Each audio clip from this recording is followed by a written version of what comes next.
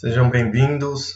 Esse é o podcast DevOps no dia a dia e aqui nós vamos discutir as estratégias de como a gente pode acelerar a produção e a entrega de software em até 5 vezes em produção sem comprometer a qualidade.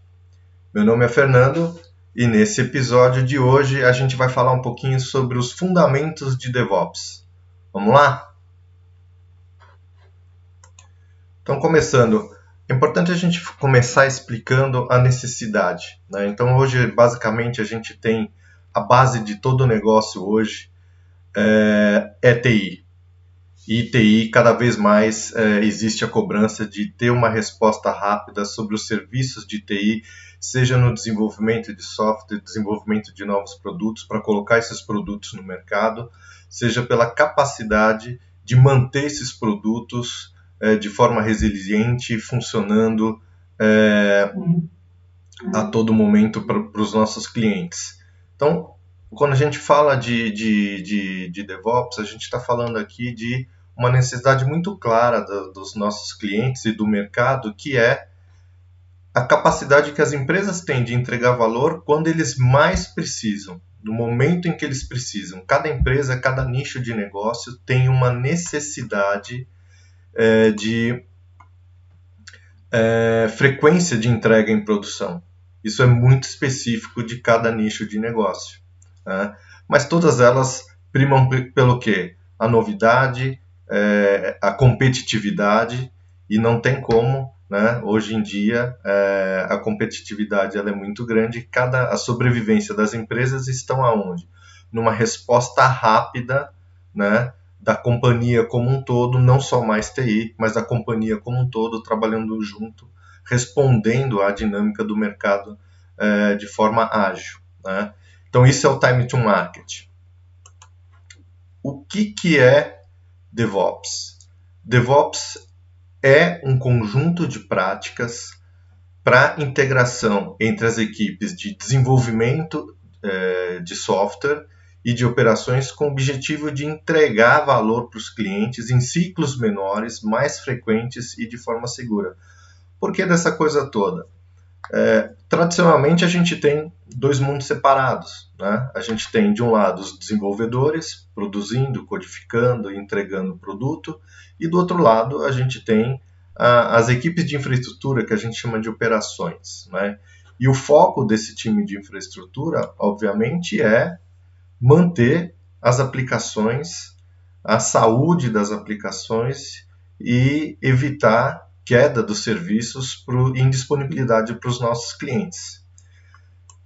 Com a estratégia de DevOps, a questão toda é promover a integração a esses dois mundos, né? Então, o que acontece é que os times de operações eles começam a fazer uso de muitas das técnicas que os desenvolvedores utilizam para o trabalho de administração. Vai incorporar o uso de scripts, que já vinha utilizando, mas agora passa a incorporar mais uso de script. A gente vai falar mais à frente da estratégia de operações que vem utilizando para, através de via programação, definir e produzir e entregar a nossa infraestrutura. Então passa a usar versionador de código, passa a fazer testes de entrega de infraestrutura, assim como os desenvolvedores fazem testes dos produtos na esteira de testes, nos ambientes de não produção, nos ambientes de teste, nos ambientes de validação do usuário, né? E o DevOps ele é um fluxo, funciona como um fluxo de trabalho de desenvolvimento, e ele está calcado em valores, princípios, métodos, práticas e ferramenta. Então, quando a gente fala de acelerar o tempo de entrega em 5 vezes sem comprometer a qualidade, a gente está falando de time to market. Quando a gente fala de time to market, é legal a gente dar uma avaliada no seguinte: por que a gente está pensando em ir para a produção só no final do projeto, ou se a gente não está deixando de atender o cliente quando ele mais precisa? Para falar um pouquinho desse ponto, existem duas visões, né? A visão de produto e a visão de projeto. Qual que é a diferença entre elas? Na visão projetizada, a gente cumpre o ritual tradicional, né, de cronograma, custo e prazo tradicional. E ao final do projeto, o marco final do projeto culmina com a entrada de uma nova versão em produção. Já na visão produtizada, o objetivo é ter uma visão de entrega na forma de um roadmap de entrega, com entregas menores, né? E como que isso surgiu, como que isso foi acontecendo ao longo desses anos no mercado? Bom, as práticas ágeis elas já estão aí há 20 anos, né? DevOps está aí há 10 anos. E com a evolução da maturidade das práticas ágeis, entrando Business Agility, você trabalhando com as práticas ágeis no nível de time, no nível de squad, fazendo a escala dessas práticas no nível corporativo, né?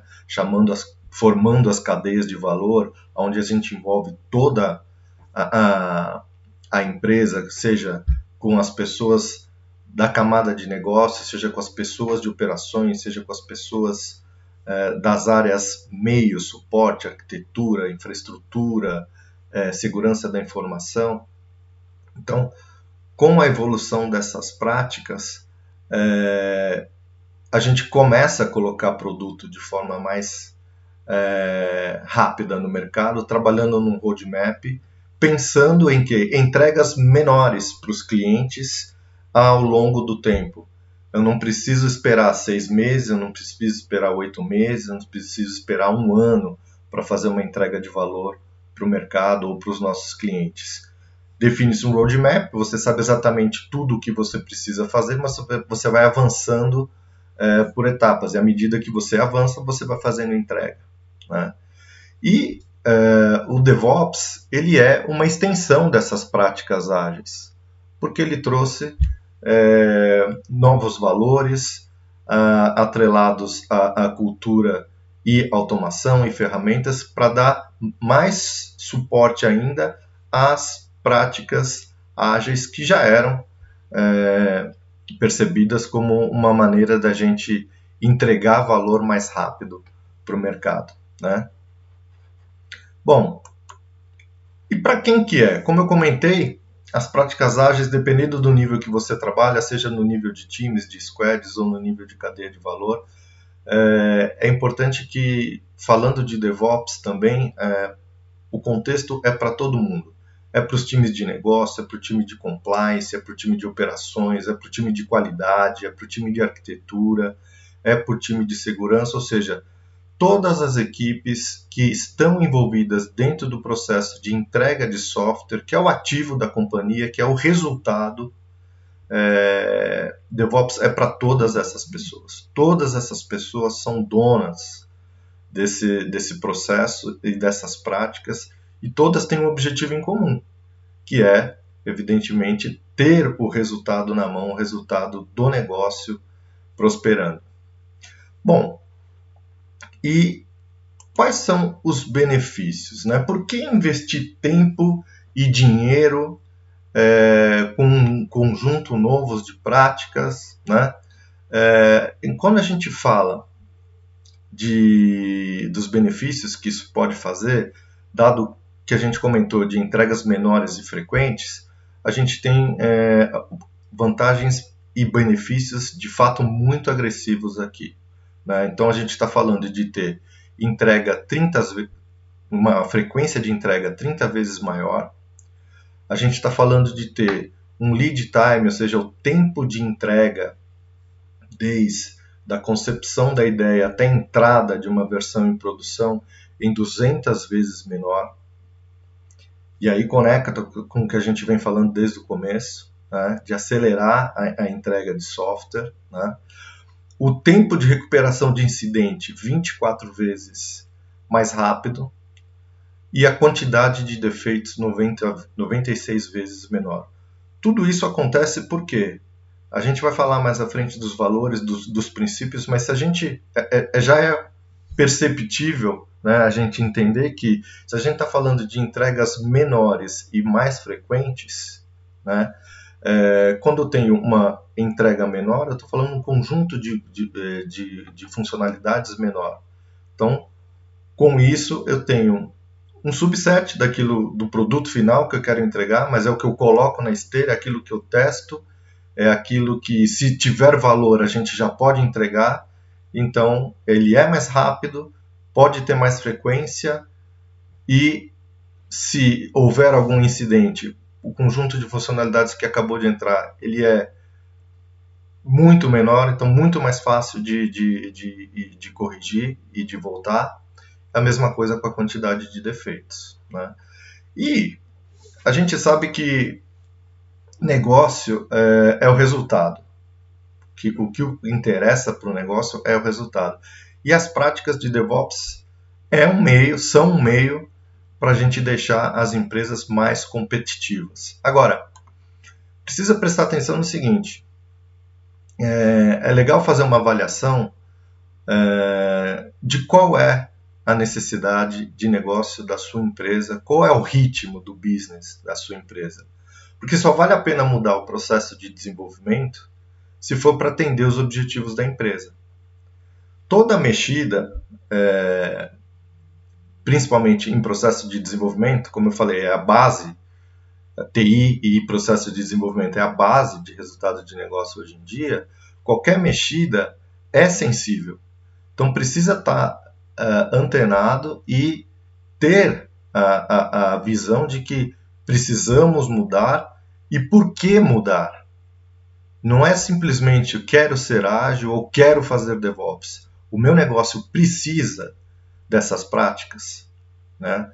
Por quê? Porque uma mexida como essa significa resultados a médio e longo prazo, né? A gente está falando de uma jornada aqui, certo? Eu gosto muito de comentar sobre um caso de estudo.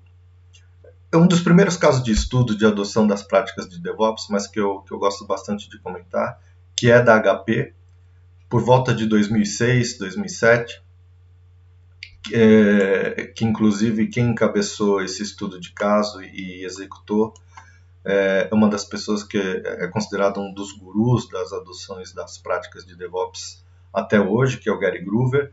Na época ele era responsável pelo time de desenvolvimento que codificava o firmware para toda a linha de produtos LaserJet, incluindo impressoras multifuncionais, copiadoras, scanners. E a principal dificuldade que eles tinham na época era justamente acomodar a inclusão de novas funcionalidades pelo time, a pedido dos times de negócio, dos times de marketing.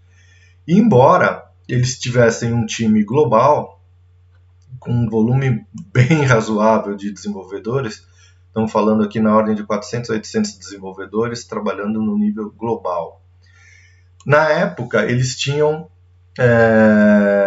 capacidade de fazer releases 2 vezes ao ano, e o time do Gary se tornou o gargalo para o time de negócios, para a linha de negócios da HP, com os resultados que eles vinham produzindo e as dificuldades que eles estavam encontrando no desenvolvimento de novos produtos.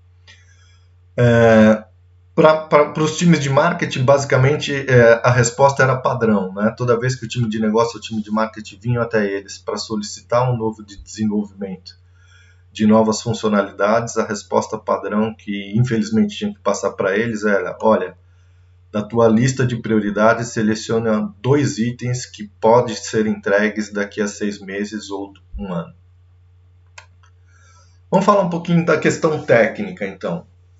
Então, eles tinham um problema forte com o lead time, ou seja, o tempo de entrega, desde do momento de entrega do código, o commit do código no versionador até a entrada em produção. Agora, tem umas informações interessantes aqui que dizem respeito ao tempo gasto pelos desenvolvedores. 5% do tempo gasto pelos desenvolvedores somente era destinado à escrita de novas funcionalidades.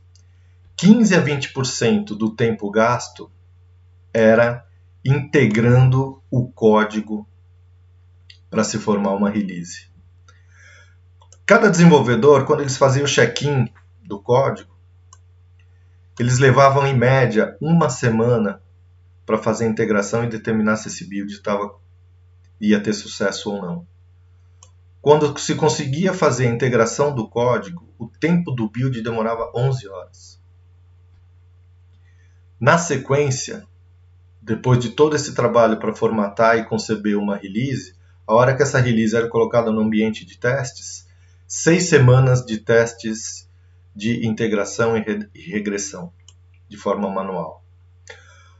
Ou seja, um feedback, um ciclo de validação lento, demorado. E logo, depois que eles conseguiam formatar uma versão, colocar isso na esteira e esperar 6 semanas de teste, quando vinha o resultado dos testes, o que acontecia? De praxe, o desenvolvedor para o que está fazendo e começa a atacar a resolução dos problemas, dos bugs que foram encontrados. Agora pense o seguinte, depois de 6 semanas, no mínimo, a hora que volta um defeito, o desenvolvedor ainda tem que varrer o código e ainda lembrar que parte daquele código que pode ter gerado aquele problema. Mais um ponto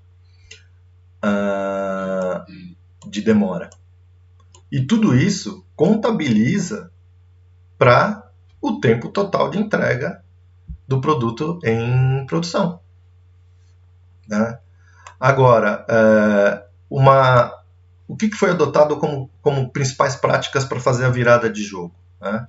Então, a implementação de Continuous Integration, integração contínua, e uma mudança drástica na arquitetura das aplicações. Eles tinham um número enorme de branches ativas, então eles eliminaram toda essa quantidade de branches ativas de todos os produtos, basicamente branches categorizadas por categoria de produto. Então eles transferiram a manutenção disso de categoria de produto para arquivo XML e definiram trabalhar somente com a mainline trunk-based. Ou seja, todos os desenvolvedores trabalham na mesma branch. É crítico, é discutível, mas foi o que foi adotado como uma maneira bem drástica para começar a produzir qualidade de forma mais rápida. E a gente vai falar isso por quê. Bom, para montar toda essa infraestrutura de integração de código e Continuous Integration, claro que eles atacaram uma parte importante que é a automação de teste. Né? Por quê? Sem automação de teste, a integração contínua é a maneira mais rápida de você empilhar problemas na esteira de ambientes de teste. E ficar com esses problemas, sei lá, por quanto tempo. Então, a automação de teste ela vai ajudar a você a diminuir o tempo e ter um feedback, um ciclo de feedback mais rápido para definir se eu tenho problema, se eu preciso corrigir ou se eu estou apto a prosseguir com outra rajada de testes, aumentando cada vez mais o número de testes e casos de testes a serem tratados, regressivos, funcionais, não funcionais, para que a gente tenha condição de subir para a produção, certo? Eles montaram uma infraestrutura bem agressiva, 2.000 VMs. Eles criaram uma cultura do stop the line, ou seja, quando surgiu um problema dentro da esteira, do pipeline, surgiu um problema, para e corrige na hora. Né? Então, com isso você tem um feedback rápido, você sabe onde está o problema, você acabou de codificar, então tem a oportunidade de ter uma correção muito mais rápida e continuar a execução dos testes. Bom, alguns resultados interessantes a partir dessas práticas que foram adotadas. Como eu tinha falado, o ciclo de build era de uma semana para se conseguir integrar o código e fazer o build. Passou para 3 horas.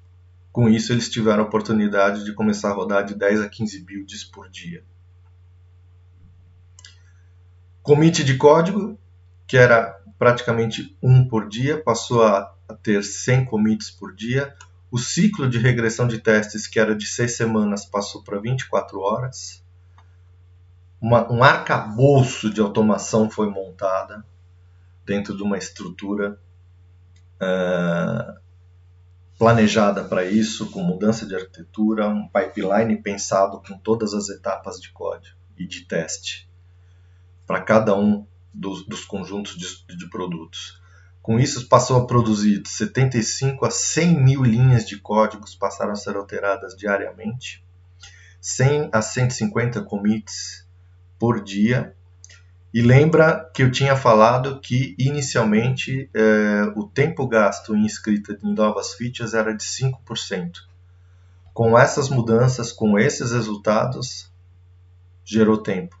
E com esse tempo, passou de 5% a 40% do tempo dos desenvolvedores na escrita de novas features.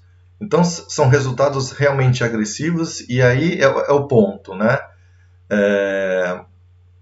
Todos esses pequenos aspectos, né, que a gente acabou de comentar aqui, fazem todo sentido e são pontos que têm relevância durante todo o ciclo de desenvolvimento e entrega de software.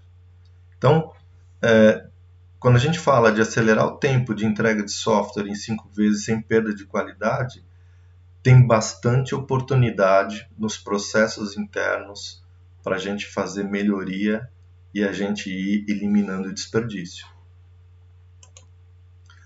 Falando para os próximos pilares de DevOps, então vamos falar um pouquinho dos valores, né? A questão da cultura é um dos pontos principais quando a gente quer fazer qualquer mudança, né? Na forma de trabalhar dos times, né?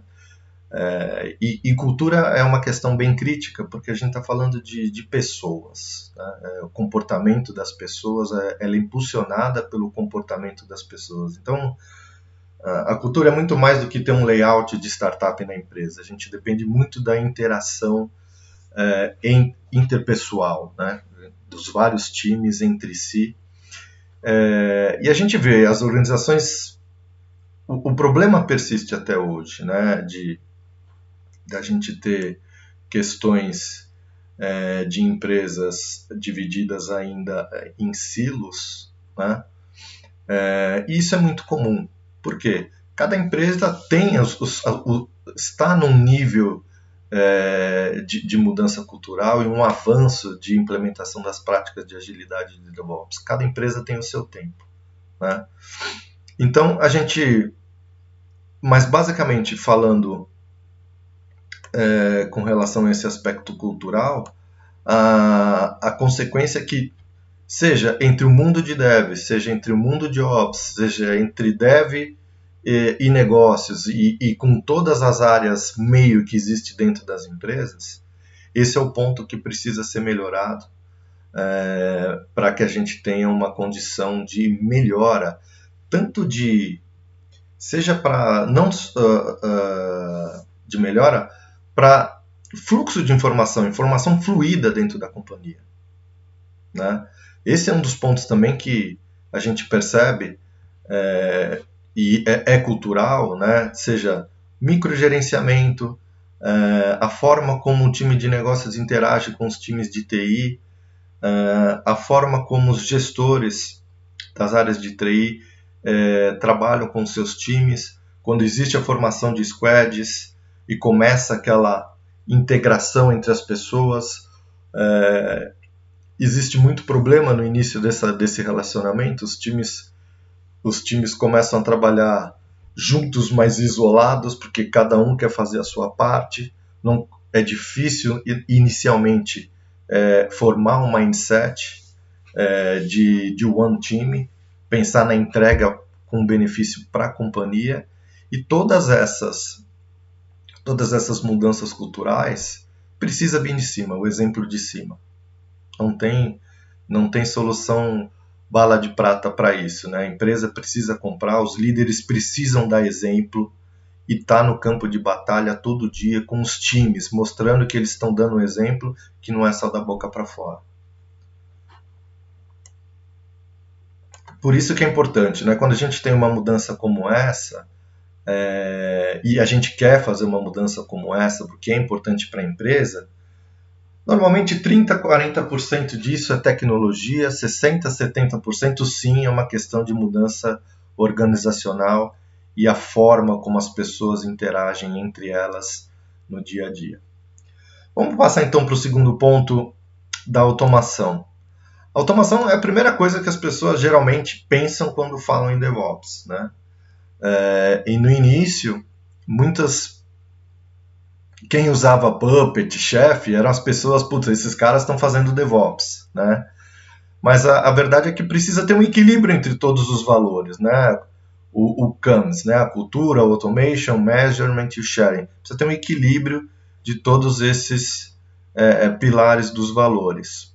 Mas sem dúvida, a automação é uma parte crítica da jornada, né? E é um acelerador. Não tenha dúvida que é um acelerador. E é legal passar para vocês, recentemente, já saiu o State DevOps Report de 2021 e 90% dos respondentes que estão categorizados ou classificados como aplicando as práticas de DevOps de forma mais evoluída, né, eles reportaram que os times já automatizaram a maioria das tarefas repetitivas. 97% dos respondentes que estão trabalhando em empresas com práticas evoluídas também concordam que a automação ela melhora sensivelmente a qualidade do trabalho. Agora, por outro lado, 62% das organizações que estão paradas no meio do caminho, classificadas como médium na evolução das práticas de DevOps, mesmo essas empresas exportam um alto grau de automação. Então tem bastante oportunidade de melhoria. Aquilo que eu falei, para se melhorar o tempo de entrega como um todo e acelerar a entrega em produção, a gente tem que olhar para cada etapa desse processo de desenvolvimento, dessa cadeia de desenvolvimento e entender quais são os pontos que é possível eliminar desperdício. Um outro ponto bastante importante são as métricas. DevOps é resultado, não é fazer DevOps por DevOps ou fazer ágil por ágil. Então, DevOps ele tem uma espinha dorsal, ele depende de um fluxo de entrega que a gente chama de pipeline muito bem estruturado, né? Muito bem projetizado, planejado, com toda a estrutura de automação, com as etapas de validação, rechear os gates de validação, desde a codificação até a entrega de produção. É essa inteligência que vai permitir acelerar o tempo de entrega. E ali a gente tem algumas métricas, né, como frequência de entrega, o tempo de entrega até a produção, o tempo que é gasto em cada etapa dentro desse fluxo de desenvolvimento, dessa cadeia de valor de desenvolvimento. É muito comum falar Value Stream Develop, né, além do Value Stream de Business. Bom, e além disso, o que importa também, que é muito relevante, é a qualidade da solução, sem dúvida. Então, a taxa de falha nas mudanças, a quantidade de defeitos, a quantidade de vulnerabilidades, pensando em segurança, né? Qual que é o valor entregue para o mercado, valor de negócio, a satisfação do cliente, o tempo de recuperação de incidentes. Então, essas são uma das principais métricas mais clássicas e tem mais algumas que a gente dá para acompanhar no detalhe, no dia a dia do desenvolvedor, com dashboards, etc. Bom, por último, o sharing, que é o compartilhamento, esse é um dos pontos mais críticos, né, que é a colaboração entre os times, né? Então, independente da forma como trabalha, aqui é um ponto que os times trabalham, esse é o ponto importante, né? Como que eles interagem entre eles? E o que eu falei, né? Um bom sponsor, mostrando exemplo, os líderes de fato dando exemplo, é possível ter um bom ambiente com compartilhamento, com todas as pessoas envolvidas, criar o ambiente de trabalho e as formas de trabalho para se interagir, né? Tem algumas publicações interessantes aí no mercado, tem o Team Topologies, né? Que é um livro bem conceituado, do Matthew Skelton e do Manuel Paes, que falam diversas abordagens de como montar uma estrutura nessa dinâmica de business agility, qual é a melhor estratégia, e ali tem os frameworks, tem os modelos de topologias de times para fazer melhor essa interação entre todos os envolvidos. E a gente tem o SAFe. Eu quero adicionar aqui uma menção ao SAFe, que para esses valores, o SAFe ele adiciona ainda mais 2 valores, o Lean e o Recovery, né? O Lean ele fala muito da quantidade de trabalho em progresso, o famoso WIP, né? Então existe uma preocupação do tipo, se eu estou trabalhando com uma quantidade, uma release menor, com uma quantidade de funcionalidades menor, que a gente chama de batch size, né? E é menor mesmo, é uma funcionalidade, 2. Praticamente nesse padrão é que a esteira flui. Então, qual que é a quantidade de trabalho que está em progresso para gerenciar e executar e entregar feature a feature, né? Ou um pequeno conjunto de features. Gerenciar as filas em cada etapa do fluxo de desenvolvimento. Essa é a visão Lean, eliminar desperdício, dar mais agilidade. O Recovery, como eu tinha falado no estudo de caso da HP, o Stop the Line Mentality é uma das coisas que o Recovery prega. Planejar e ensaiar as falhas, e também acomodar a inteligência no pipeline para fazer a correção ou o rollback para um estado estável e conhecido nas nossas releases. Bom, o próximo ponto é os princípios de DevOps. Então, é o clássico, né, 3 ways.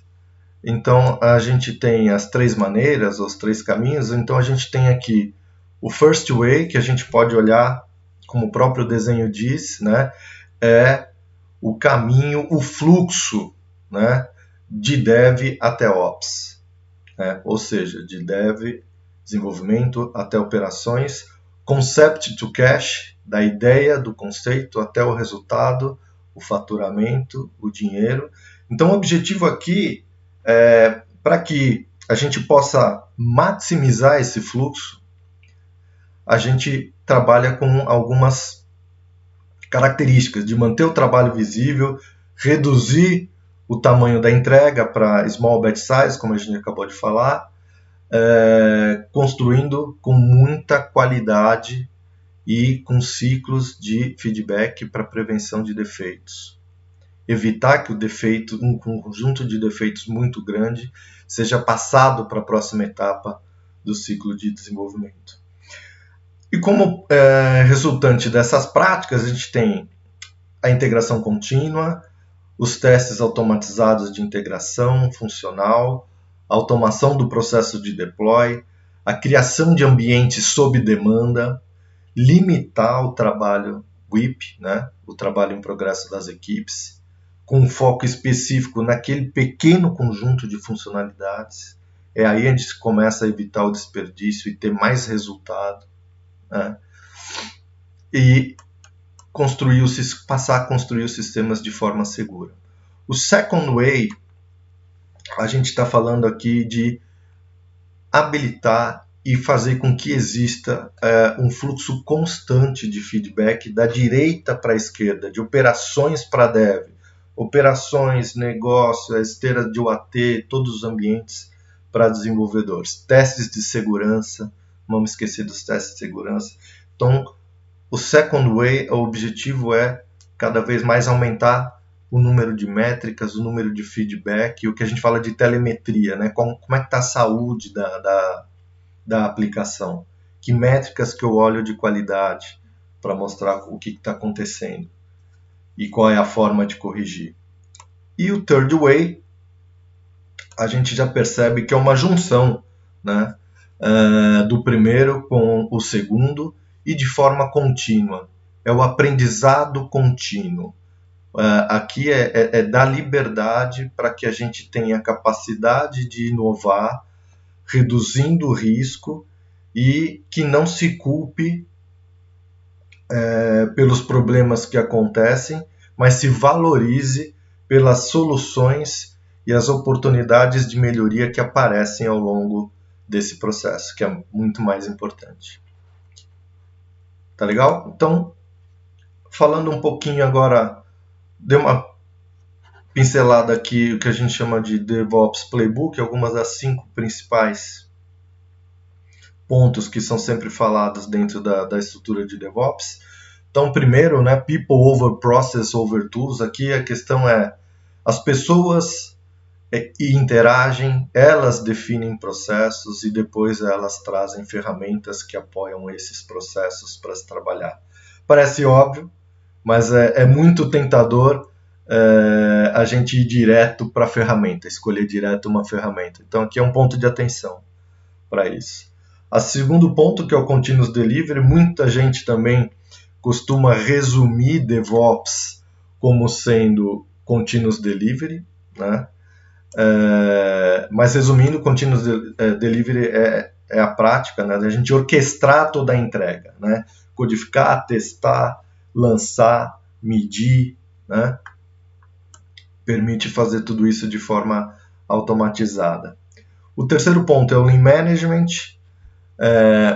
reforçando aqui o que havia falado, trabalhar em pequenos lotes de trabalho, gerenciar as filas e aumentar o ciclo de feedback, dar visibilidade do que está acontecendo, né? O quarto ponto, a gestão de mudança. A gestão de mudança ela tem uma correlação direta com o sucesso de Ops, né? No controle das mudanças do que está entrando em produção. Então, ao longo dos anos, a gente viu em vários segmentos de mercado o board de gestão de mudança, a validação da mudança, com fluxo de retorno, né, planejamento de retorno, plano de retorno, se assim for necessário. Agora, lógico que isso é muito importante, uma das práticas do Agile, sem dúvida nenhuma, é importante. Agora, também tem oportunidade de melhoria, né? O que dentro desse processo de mudança a gente pode olhar para eliminar desperdício, automatizar.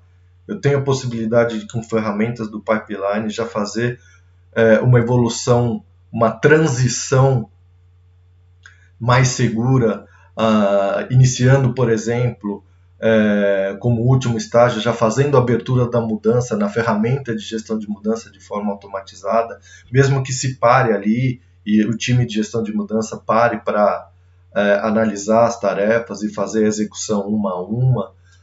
Eu posso colocar automação em cada uma das tarefas e ainda num nível de transição ir apertando o botão para executar e mostrando o log de execução, até chegar um momento que a gente consiga ter a habilidade, a proficiência de fazer uma mudança 100% automática. Lógico, dependendo da complexidade, da nuance, a arquitetura sistêmica, tudo isso depende para a gente evoluir na automação e diminuir risco. Mas é importante olhar para o aspecto do que é possível fazer em termos de melhoria. Falando um pouquinho de 10 práticas para vocês, dando uma pincelada, a gente tem um conjunto de práticas aí, começando pelo Chaos Monkey. Isso é bem agressivo, né? É uma abordagem bem agressiva que vem da Netflix, agressiva e ousada, né?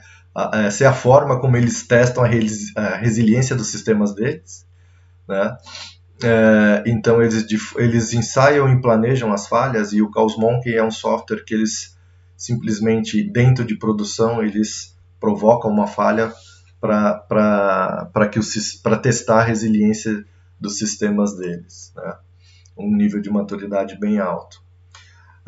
Uma outra prática é o Blue-Green Deployment, né? Uma técnica e uma prática onde você tem 2 servidores, um ativo e um inativo, o ativo em produção, o outro espelhando produção, onde você faz o deploy das novas funcionalidades, testa, e se tudo der certo, a gente faz o desvio do tráfego de produção para esse novo servidor, e o outro servidor que estava em produção acaba ficando inativo e vai receber a nova versão, e aí fica esse jogo de revezamento entre os servidores. Então é bem interessante, que ajuda a diminuir a indisponibilidade. O Dependency Injection é um padrão de desenvolvimento que é bem utilizado quando a gente tem, para manter o baixo nível de acoplamento entre os diferentes módulos dos sistemas, né?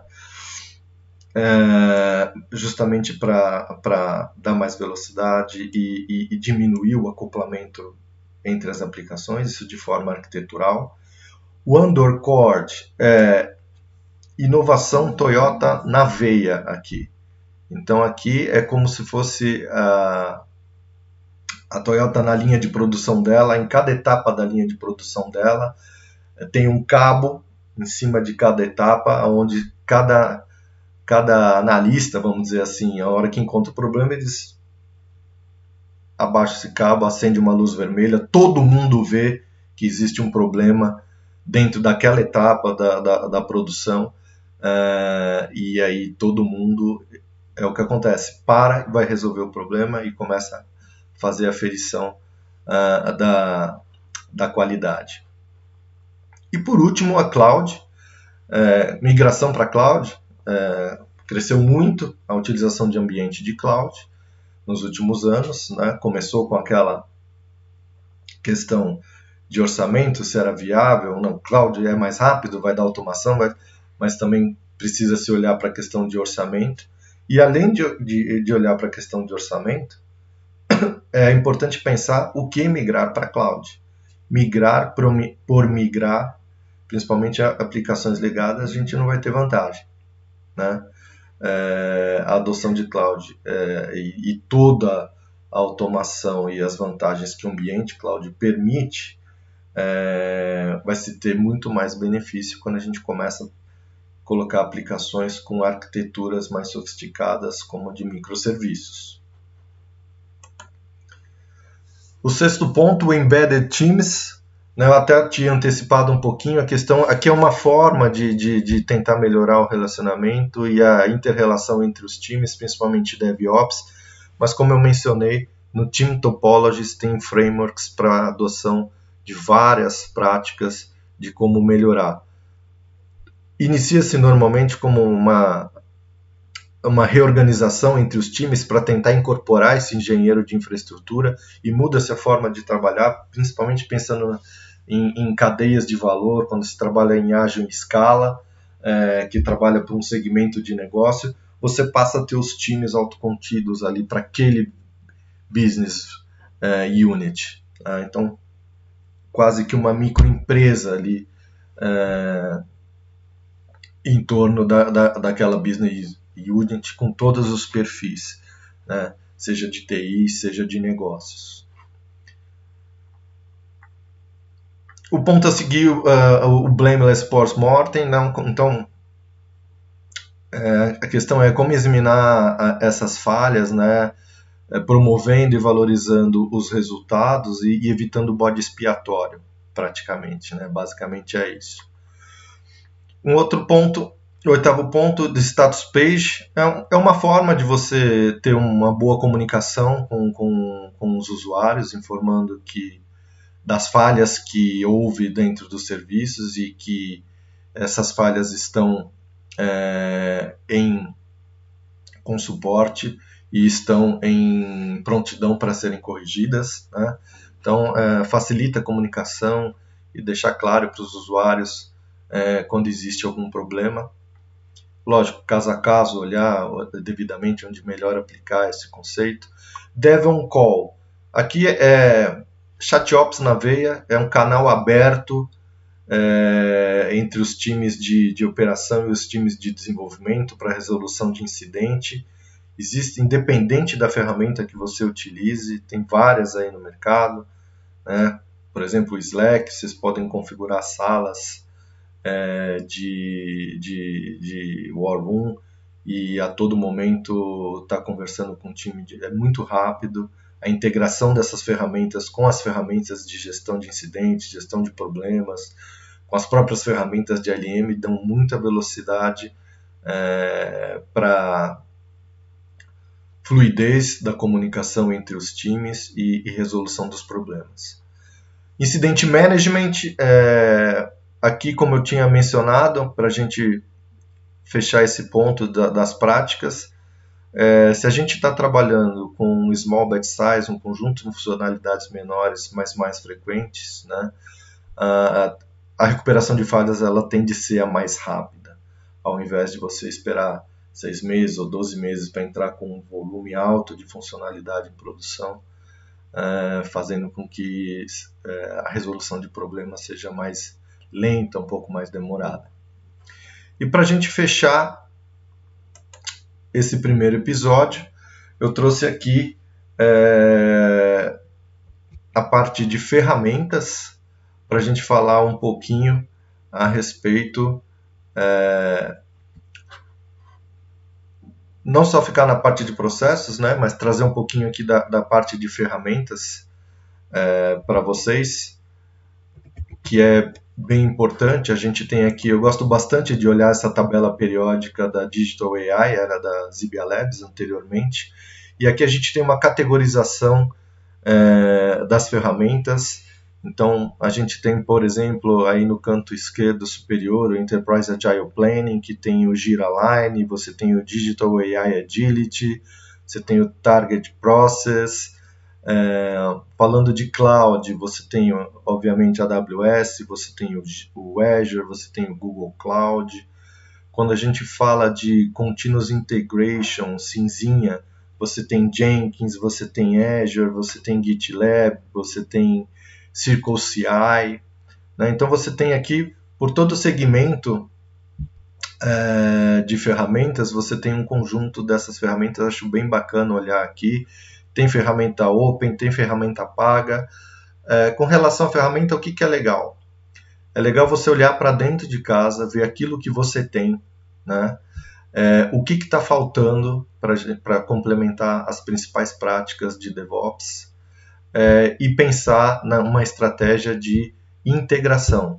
Não simplesmente crescer ferramentas como solução, porque você vai acabar tendo outros problemas, né? Seja de integração, seja de custo, de licenciamento e custo de suporte. Então, esses pontos é importante pensar na adoção de ferramenta. Eu gosto bastante de fazer prova de conceito, eu olho muito para o quadrante Magic do Gartner, para ver quem são os líderes, né, de mercado. Fazer uma prova de conceito com uma planilha de requisitos que cubra todas as áreas que a ferramenta se propõe a endereçar. É bem importante chamar no mínimo de 2 a 3 fornecedores para fazer essa validação, né? Para fazer uma decisão mais segura, tanto do ponto de vista técnico como do ponto de vista de custos. Óbvio, se não tiver uma ferramenta open que faça isso. Por exemplo, o Jenkins tem aí uma base enorme de instalação, né, na sua versão free. Tá legal? Pessoal, a gente fica por aqui nesse episódio. Eu queria fazer um pedido para vocês. Se vocês gostaram do episódio, gerou valor para vocês, comenta, compartilha, dá o like e a gente se vê no próximo episódio. Até mais!